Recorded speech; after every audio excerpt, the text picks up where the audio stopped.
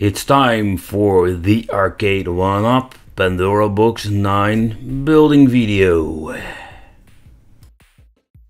Welcome to the Wicked Gamer and Collector. Welcome back to the YouTube channel. So in this video we are going to do a Pandora Box 9 Arcade 1-Up mod.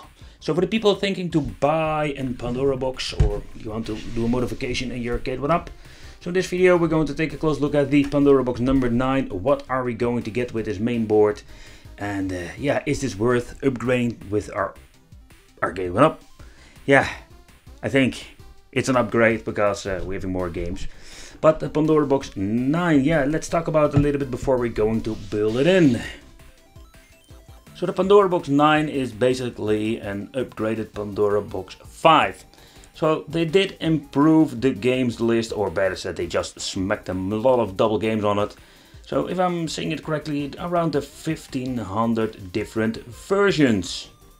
If you look at the connections, there are not a lot of different versions out there, basically 2 versions, but it doesn't matter because we're going to build it in the Arcade 1-Up. What we're going to test out is one thing. Can I use my light up feature with this Pandora Box? Because I am grabbing the voltage from the USB connection. So when you're buying a Pandora Box, it's very smart that you're going to buy the original Cable 3 with it. So when you're seeing this thing on AliExpress, I will leave a link in the description if you want to search for it. I recommend buy a Cable 3. Otherwise you have a problem because you can't use the USB connections with encoders. That is something I already know, so just want to tell you. So with the Pandora Box 9 we are limited to the original Cable 3. It's not a very big issue. It seems to be this seller gave me even an LID strip that I'm not going to use. But everything that you're going to need is in this kit.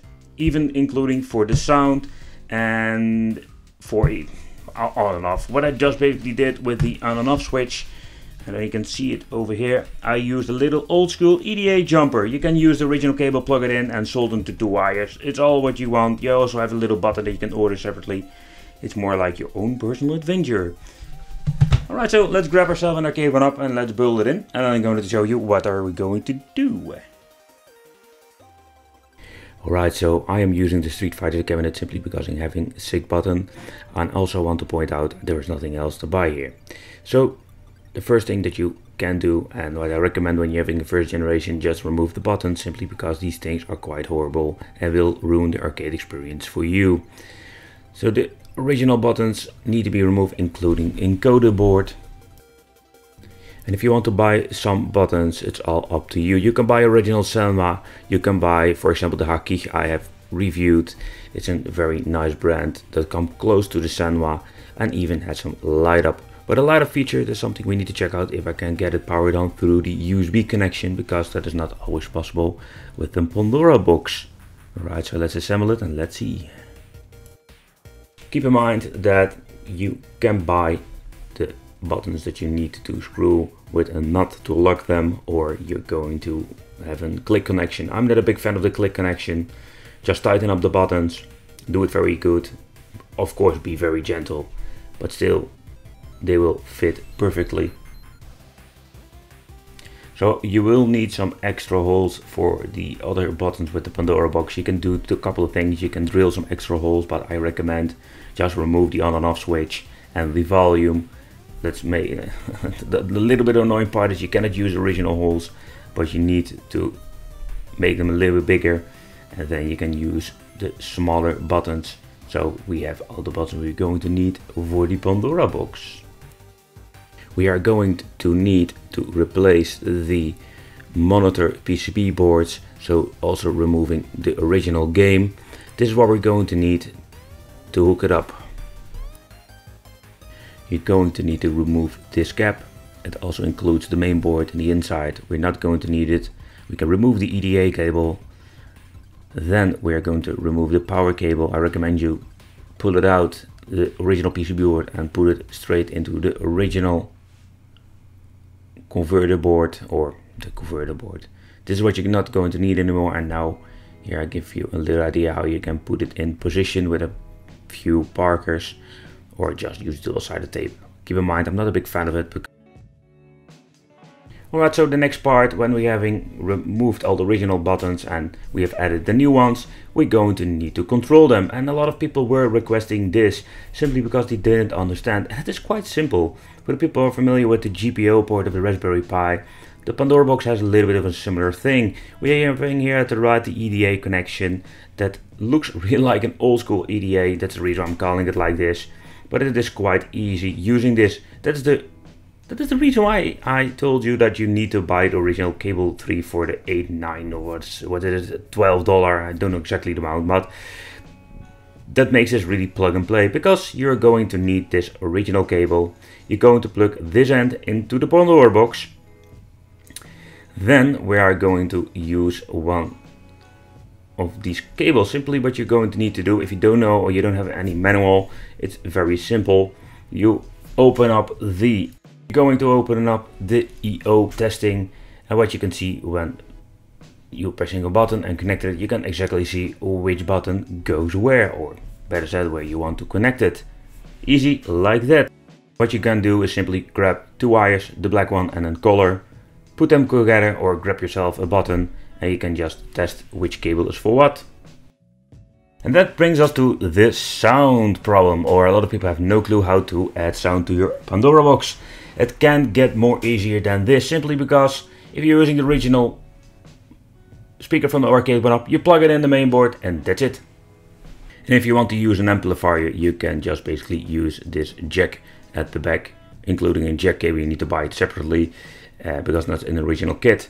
And then what you're going to do is you can buy a very cheap China amplifier or something else, or there are different devices out there. I just bought this amp for my other project and that's it. Very cheap and it works just fine. When it comes to the power on and off, simply can use the button like this, but just use an EDA jumper. For the power, I'm using this old school 5 amp 12 volts. It's way heavier than the original one because I'm going to split the power to one to the monitor and the other one to the Pandora box, and that is something I really like because everything is 12 volts, so you're only going to use one power supply. But it is one of the options you can do. What I really love about the Pandora box, everything looks so neat and clean because you don't need a lot of different devices. As you can see, we're only having one cable tree and everything goes through the Pandora box or the converter board. Alright, everything is connected and set up and we're going to do some testing, but I just want to point out, if you want to have light up buttons and you want to use the USB connection that I did in my previous build, that is not possible with the Pandora box 9. It seems to be there are no voltage, so the ports are totally disabled. So keep that in mind. Alright, so for the people who are new to the Pandora box 9, the Pandora box 9 is basically a copy of the Pandora box number 5. So what you're going to get is a gigantic list with a lot of different games, no alphabetic order, and there is no source function. When pressing start with the Pandora box says, you're getting this option to go to a category, or you can choose, let's say, a game that you're searching for. But that is all not possible. In total, it seems to be having 1500 games, and I can already tell you a lot of double games. Maybe you can see it on the video, but you can see that we're having two versions of the Knights of Vader number 2 and Knight of Vader 2 Dragons. They are basically just hack games. It's not like the old days, in the 90s, that we're having, let's say, double games. They're basically the same game. No, there were always a little bit of tweaking, but in general it works like a charm. Simply because I've connected the joysticks to the IDE connection on the main board, and that is something I really love doing because it's very easy.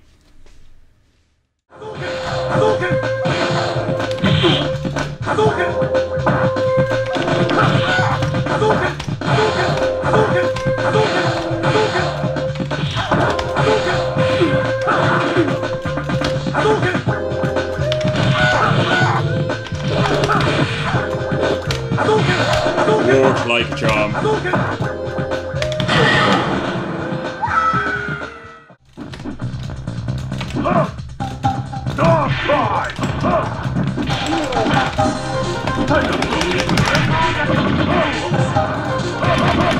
I'm getting my ass kicked.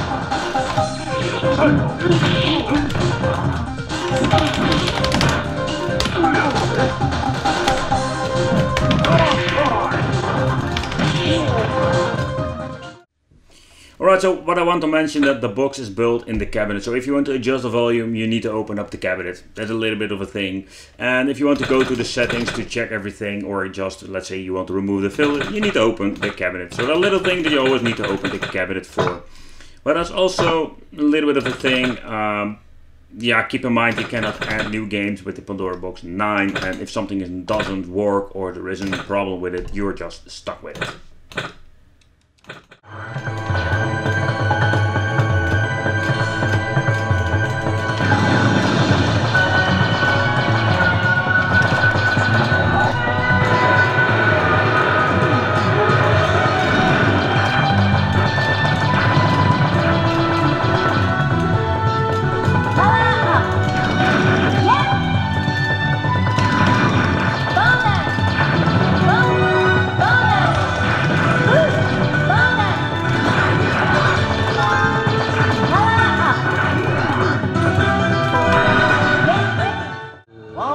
That looks really nice.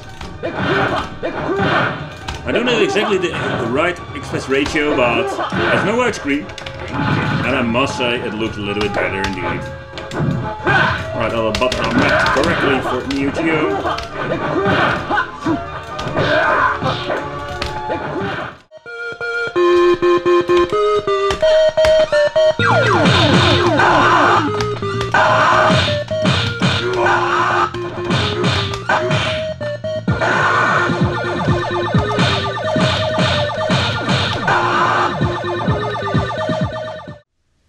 Alright, this is a great example. We're having the game called Simpsons Bowling.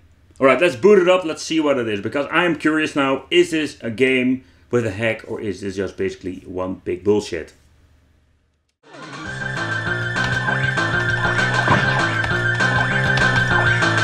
I don't see any differences. You can still see the screen tearing in. That is very noticeable. It's just horrible. Alright, so let's give you a little tour in the setting menu. Yo testing. Here we can go and see if all the buttons are working. Alright, let's go back. I can find the combination. Custom button. Simply what you're going to do here is just you can reconfigure everything. But the most annoying thing about it is that it's not only for one single game, it's basically for all the games. System configuration. I just wanted to show you simply because if you look at this here, you can, let's say you can set off the auto exit, for example, if you don't like this. The quality optimization was on. I'm going to put it off now, simply because I just wanted to show you how it is without. And that's it. You can do bookkeeping if it's needed. Save settings and reboot. Alright, so if you look again with the same game, you can see that everything looks a little bit more pixelated. This is like how the original is, or better said was. I read in the comment section that a lot of people don't like the image optimization option. To be honest, I don't care about it. I like them both. There are even some Pandora boxes having scanline function, for example.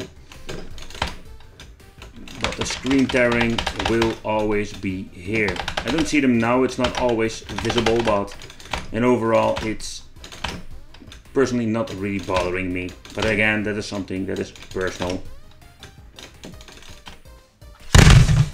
Alright, so the Pandora Box number 9. Is this worth building into our arcade one-up?